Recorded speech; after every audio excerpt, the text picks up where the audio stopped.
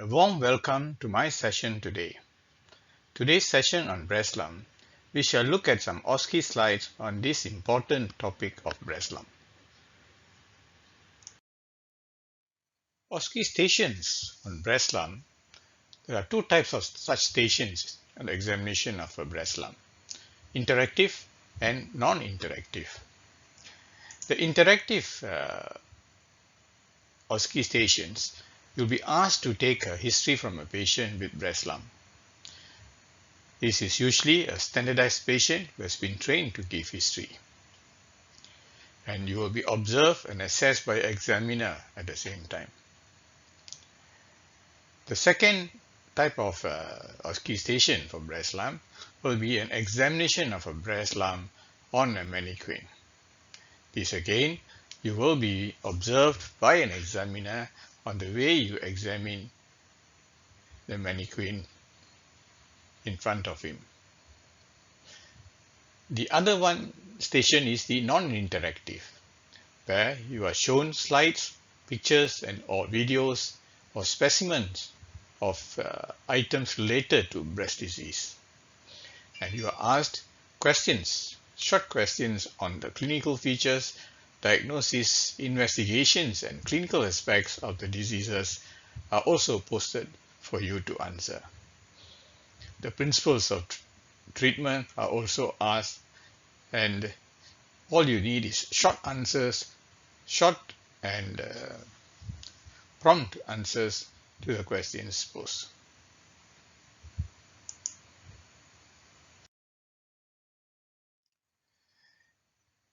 The first station, the interactive station, we'll have a look at in this station. You are given a patient presenting complaint of a patient with breast lump. You go through the information given and take a relevant history from the patient. Remember, the examiner will be observing and assessing your performance, including your attitude to the patient. So in this station, you are given Madam Tay is a 62-year-old retired teacher who presented to the surgical clinic with a mass in the upper outer quadrant of her left breast for a month. It is painless and increased in size during the period. Can you please take a detailed history from the patient?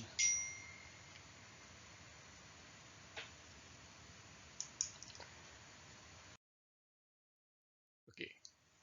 Hope you have taken a good history from the patient. Now we come to some instructions or go through some important points in taking history from a patient with a breast lump. First, the opening consultation and introduction, where you wash your hands, introduce yourself, confirm the patient's particulars, and explain to the patient that you would like to take a history from her. Gain the consent and proceed with the history taking. The next part is the presenting complaint. Use opening questions to explore the patient's presenting complaint. Subsequently, continue with the history of present complaint. And this is usually best to use the Socrates mnemonics to get the various details of the symptoms. Although these mnemonics were classically used for pain, but this can also be modified and used for breast lump. First, the site of the lump. Onset, get a clarity on the breast lump when the breast lump first developed. The character or the nature of the lump as how the patient feels it. If there is pain, radiation of the pain, associated symptoms such as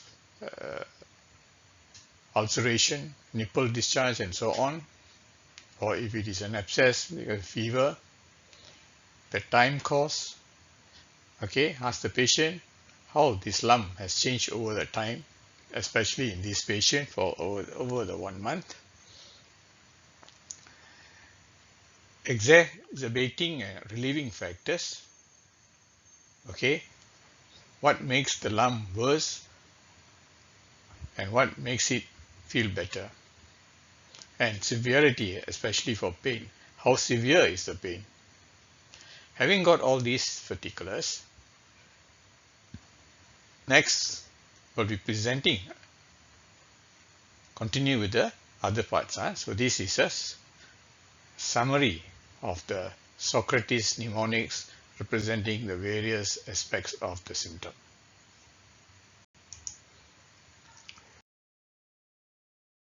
Okay, next we go into the systemic inquiry.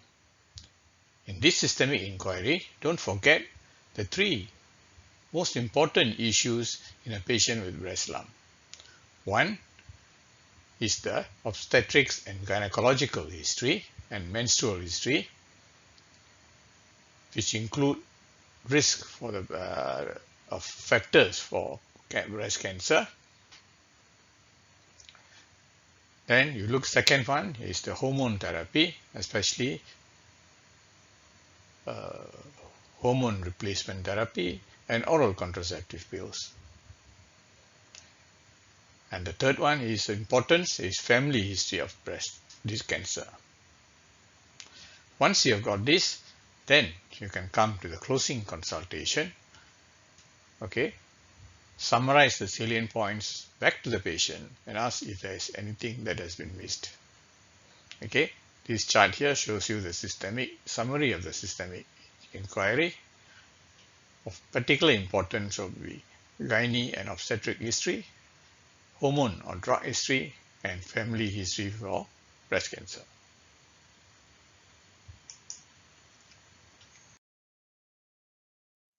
Okay, in this slide, I'm showing you a OSCE checklist for breast lump history taking. This is a sample checklist which you can use or modify as you require.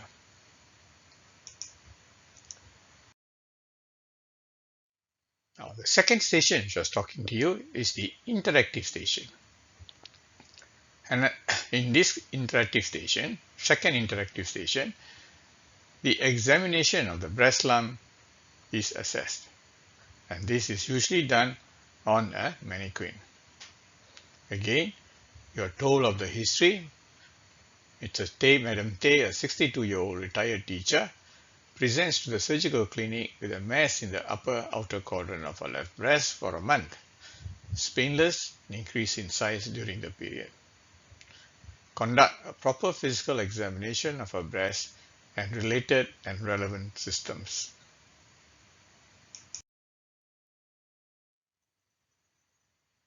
Now I shall go through to illustrate how this breast cystic examination is done with a short video.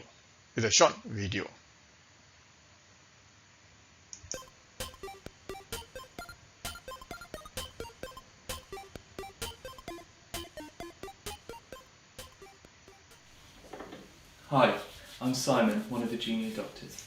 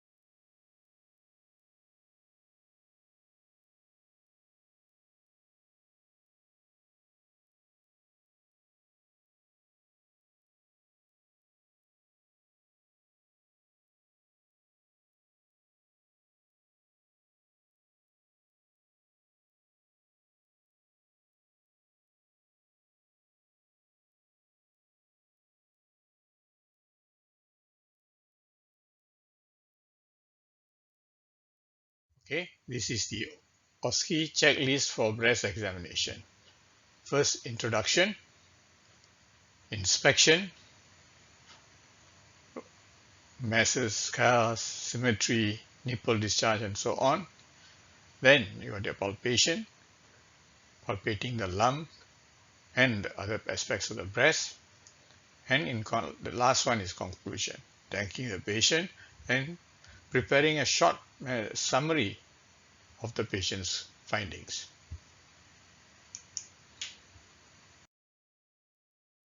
Okay, next we come to some practice OSCE slides on breast lump. OSCE number 1. This picture showing a left breast lump is of a 45-year-old woman. Describe what you see on inspection. What are the features that would suggest the lump to be benign in this patient? What are the investigations required for the patient to establish the diagnosis of the lump?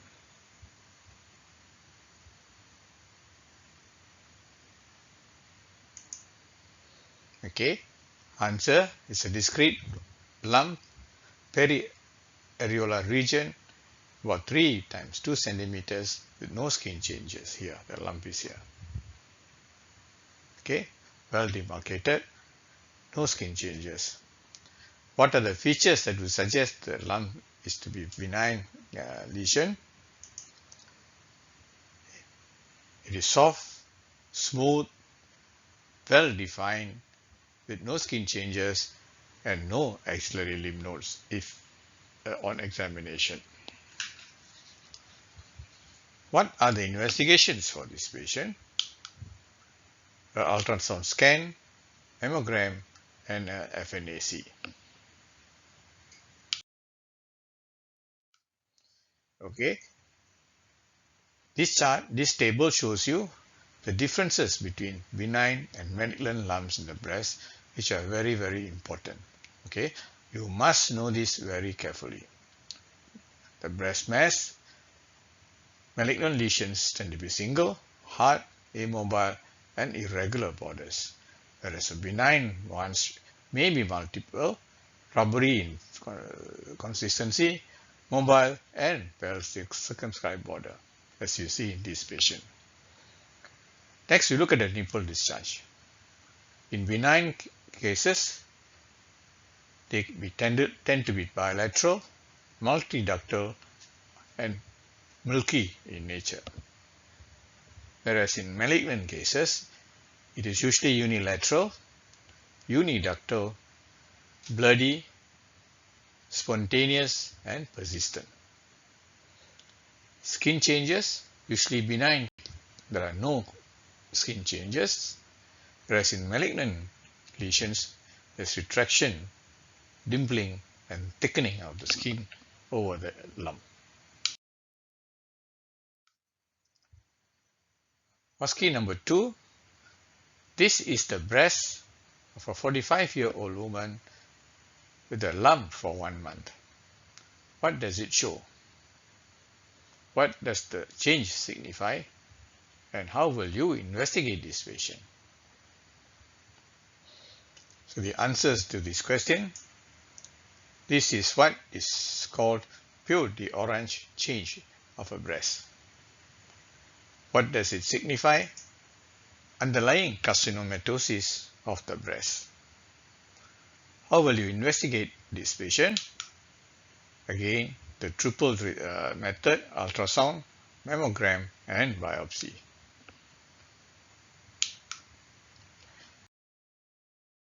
Okay, this is a slide that shows you the changes that take place in pure d'orange. This is a normal skin with the sweat glands and their pores, okay, and the ducts. This is the subcutaneous tissue, and here pure d'orange where the dermal edema occurs as a result of superficial cutaneous lymphatic tumor obstruction by tumor. So as a result, the skin thickness increases.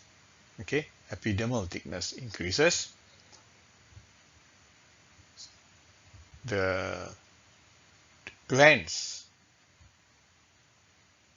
ducts of the sweat glands act as a tethering agent for the increasing thickness of the skin, epidermis. This is due to the edema of the spreading, cutaneously spreading, infiltrating carcinoma.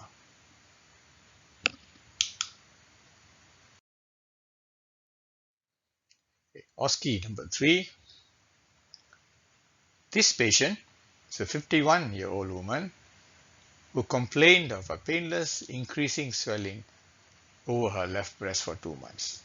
Describe the findings. What is your clinical diagnosis? And describe the investigations for her. Answers. There's a large mass in the left breast below the nipple, which is smooth, resulting in deformed, puckered and retracted nipple. Okay, you can see here, large lump here, smooth skin, no changes, but the nipple is puckered and retracted. What is your clinical diagnosis? Carcinoma left breast. The investigations for her will be ultrasound, FNAC or core biopsy, and if it comes as positive, we continue with further investigations like this CT scan for the staging of the disease. Okay, this is another view of the breast cancer with associated puckering and nipple retraction, and this is due to the contraction of the Cooper's ligament as a result of infiltration by the tumor.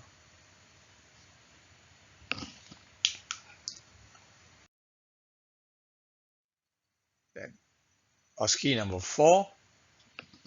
This is a 27-year-old woman breastfeeding for the last 3 months, presents with a painful swelling of her left breast and fever for 2 weeks.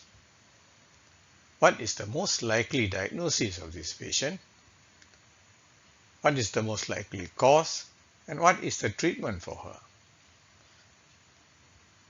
Okay, you can see the breast is enlarged and diffuse with extensive redness and inflammation. And maybe there is a localized swelling here suggestive of an abscess formation. The most likely diagnosis is galactosile, leading to mastitis and possibly an abscess of the breast. What is the most likely cause? Mammary duct blockage, leading to breast congestion and galactosile during lactation. What is the treatment for her? Hot compression, massage and manual expression of the milk using a pump, antibiotics, and incision and drainage if there is evidence of abscess forming. Breastfeeding should be stopped and the patient should be counseled on the methods of breastfeeding. Okay, this is a picture, diffuse mastitis with probably an abscess forming here. Another one here, diffuse mastitis with the abscess here. Here again, diffuse mastitis with the abscess beginning to form here. And this is after doing an IND or incision of drainage of the abscess.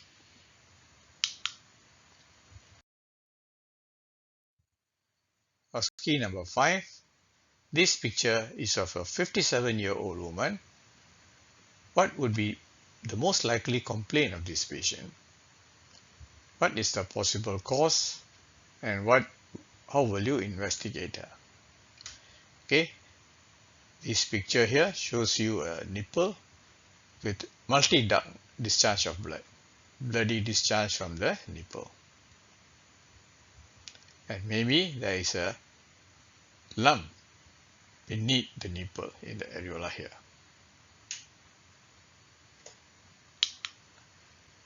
The most likely complaint of the patient will be blood discharge from the nipple, which is multifocal in nature, and maybe a subareolar lump as well. Yeah. What are the possible causes? Ductal papilloma, duct ectasia, nipple infection, and intraductal carcinoma. How will you investigate her? Send the discharge for a cytological examination, do a culture and sensitivity, followed by an ultrasound, mammogram, and biopsy. It is significant. This multi-duct discharge is most commonly caused by duct ectasia with secondary infection. In cases of ductal papilloma and ductal cancer, it tend to be focal or duct discharges. Okay, only one. There will be one duct that is discharging in malignancy or ductal papilloma.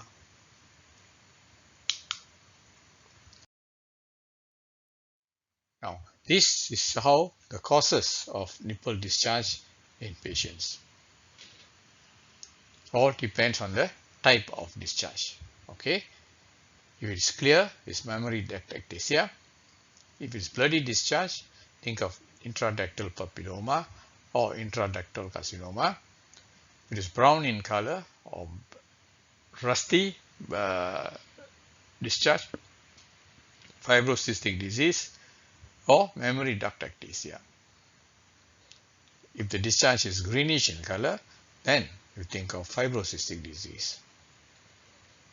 Yellow discharge is usually pus, and it is due to underlying infection, mastitis or breast abscess. If the discharge is milky, then the patient is lactating, she is breastfeeding, or she may have hormone-related causes that leads to galactorrhea.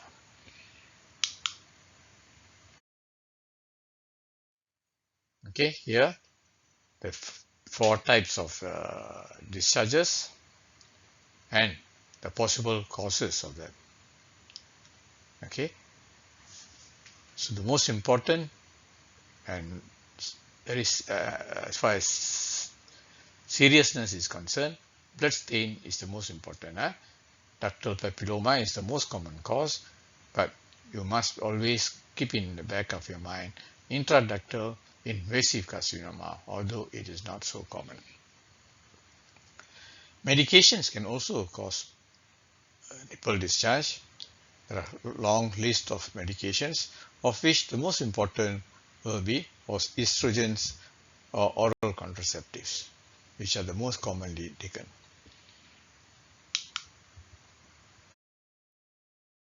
OSCE number 6. This is a picture of the breast of a 60-year-old nulliparous woman. What is the sign exhibited? What does it signify? What's the best way to demonstrate the sign?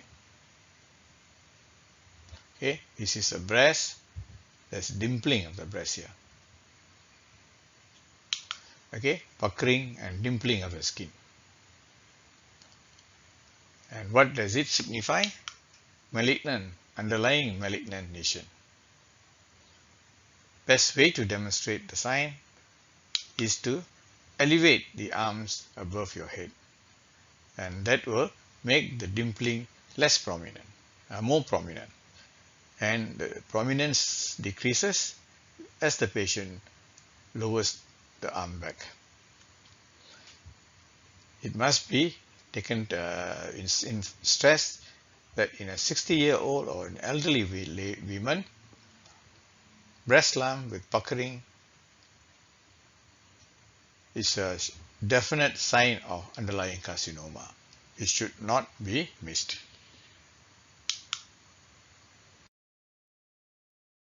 Okay, OSCE number 7.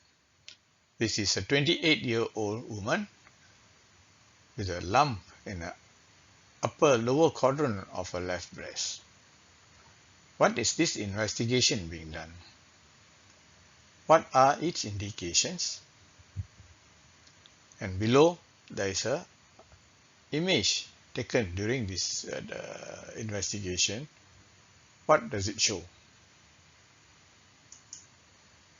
The investigation done is ultrasound scan of the breast. This is the probe, ultrasound probe on the breast.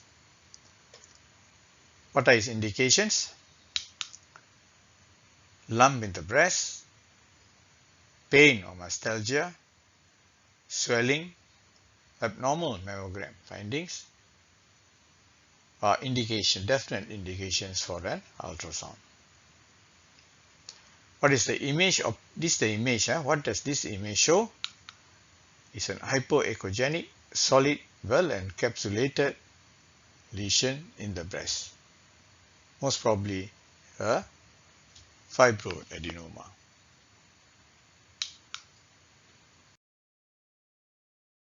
Okay. Now the investigations of breast, a number of them. The first one is ultrasound, followed by mammography, and the third one is fine needle aspiration. These are the three important investigations that must be done in all patients with breast complaint. Less commonly done is MRI, which is usually done in very dense breast or ruptured breast implants.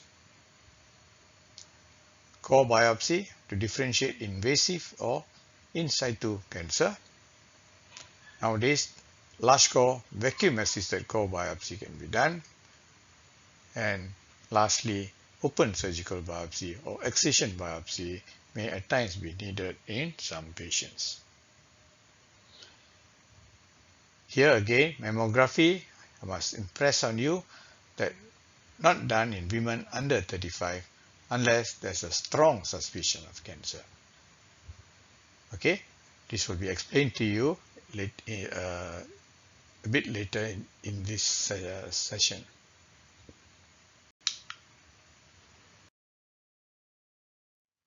What is this investigation? Why is it done? And how is the results classified? This investigation is called mammography.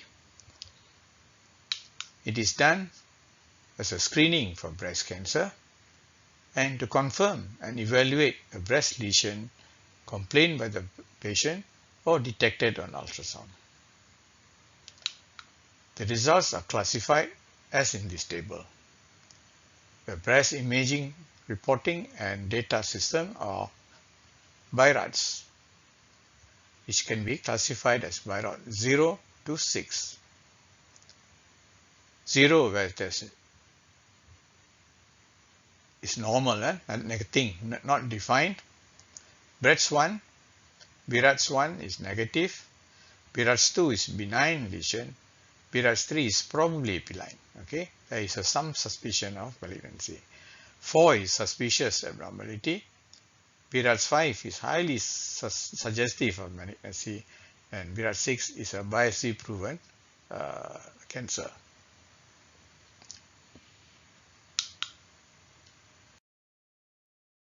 Okay, now some notes on cancer on a mammogram in a fatty breast versus a dense breast. Okay, this is a fatty breast and this is a dense breast.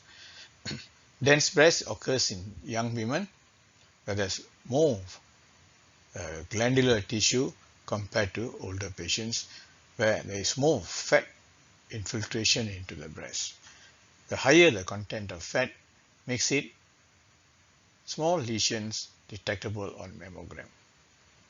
Okay, here you can see a small cancer which is easily seen in a fatty breast. In a dense breast, even a large cancer here is difficult to detect, difficult to differentiate it from a normal breast tissue.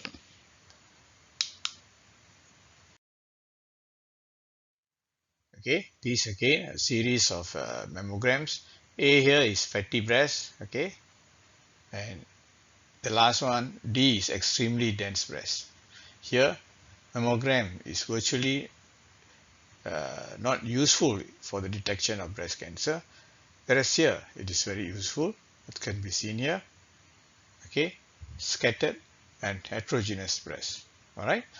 So this is a series of changes to show the Virat's changes. Benign breast tumor mammography, normal mammogram, you can see here.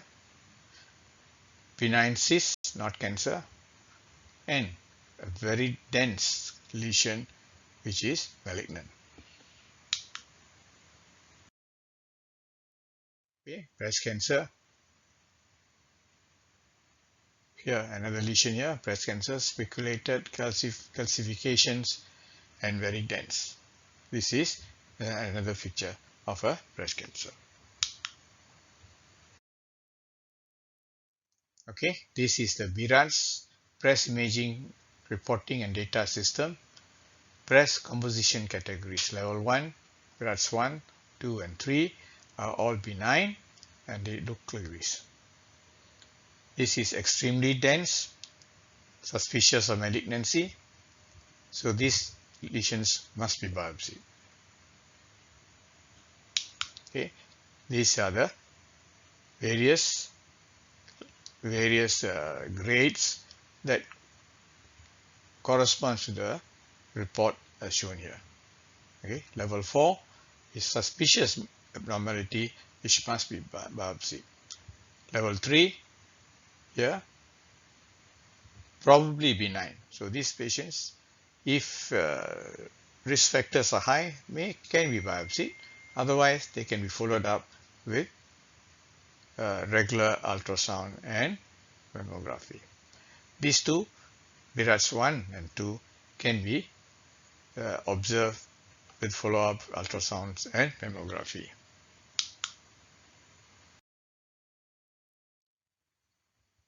Now we come to OSCE number 9. This procedure is done on a 62-year-old woman who presents with a lump in the upper outer quadrant of her right breast. What is the procedure? What are the indications of the procedure? What are the complications of the procedure? Okay, you look at this picture. This is an ultrasound probe and this is a syringe with a needle.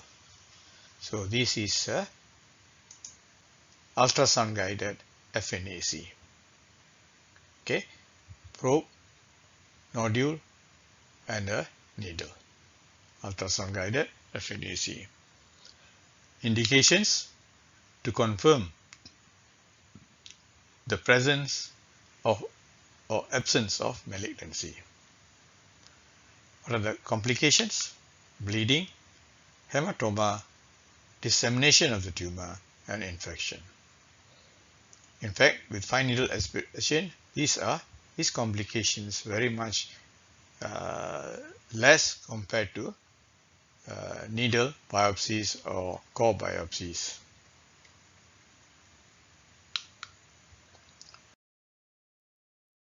Okay, and this is a slide showing you the cytology report and the core biopsy report. Okay, and here they are in the cytology report C1 to C5. C5 is malignant, C1 is unsatisfactory, C2 is benign. And in between 3 and 4 suspicious of possibility of malignancy is there. Again, core biopsy B1 to B5. B5 is malignant, B1 is unsatisfactory and B2 is benign. 3 and 4 are in between with a small possibility of being malignant.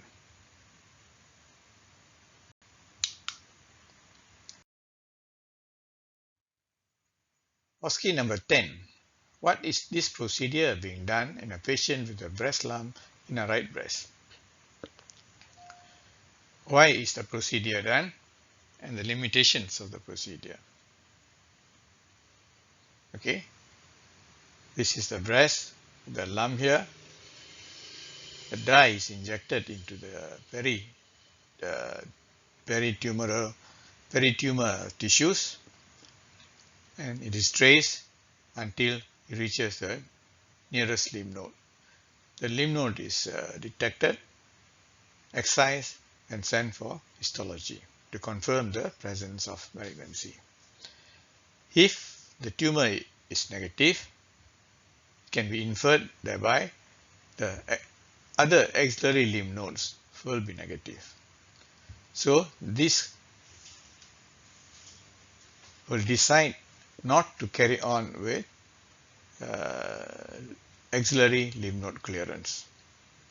Just do the local breast treatment. These days, this needle, instead of injecting around the tumor, is injected subareolar, and then it is traced up to the first group of lymph nodes where the dye is detected. Okay, here. Now this is also radioactive isotopes are injected together with this dye, which can then taken up by the lymph nodes, and a scan of the radioisotope scan will be done to detect the lymph nodes that uptake those radioisotopes. And these lymph nodes are taken and sent for biopsy. This is because of this radioisotope addition, it is much more accurate and the results are more positive.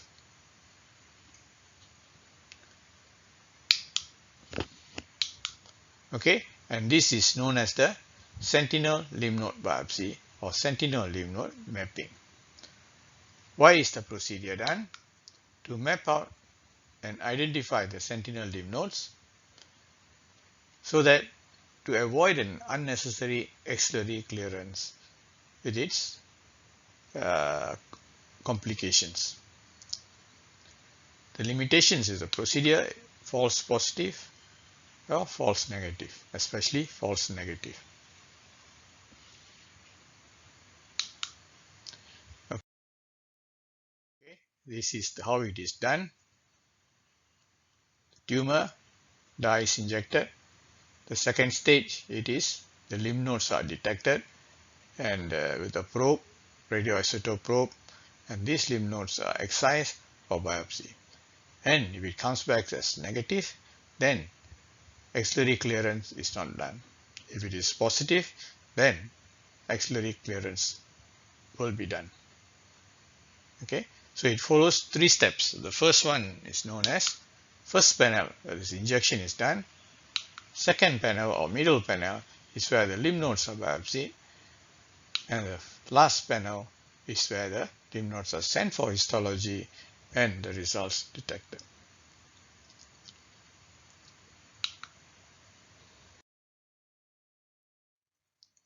Okay, a short note about this triple assessment for diagnostic tests. All breast lumps or suspected carcinoma must be subjected to a triple assessment, which consists of history and clinical examination, radiological assessments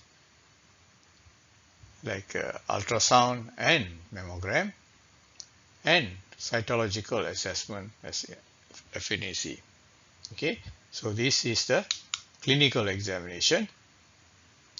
This is the ultrasound scan. This is the mammogram, and this is the fine needle aspiration. Depending on whether this is positive for malignancy, if it is positive, then further staging investigations should be undertaken, such as liver ultrasound, staging CT scan, chest x-rays, and bone scan. Okay, this slide shows you the different quadrants of the breast and the location of the breast cancer in the breast. Okay, the upper outer quadrant is the most common site for malignancy, which 50% of the malignant lesions occur here, followed by the periareolar region. Okay, periareolar region and upper inner quadrant. The least common is the lower inner quadrant. Okay, left breast cancer seems to be more common, and bilateral tumors occur in about 4% of patients.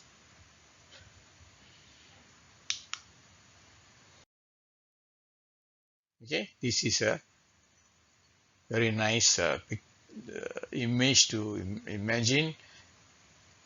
You have your breast here, central here, nipple, areolar region, ducts and lobules. Ductal carcinomas are far by the most common and followed by the lobular carcinomas. And the lymphatics, majority of the lymph nodes drain into the axilla. A small percentage of them will drain into the submammary lymph nodes here, okay, beneath the sternum. And here the axillary lymph nodes, which are five groups of them: central, lateral, and posterior. Okay, this is the axillary vein. So the lateral, this is the posterior, which is related to the scapula. Then you have the central group in the center of the axilla. You got the anterior axillary nodes, which is related to the below the pec major, pectoralis major and minor. And then the apical is related to the subclavian or axillary vein. Okay, as it goes to join the, as it goes to form the subclavian vein here. These are divided by into three groups: 1, 2, and 3, and basically by the pectoralis minor.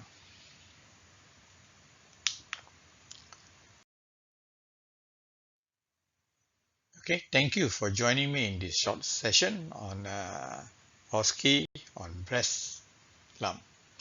Thank you.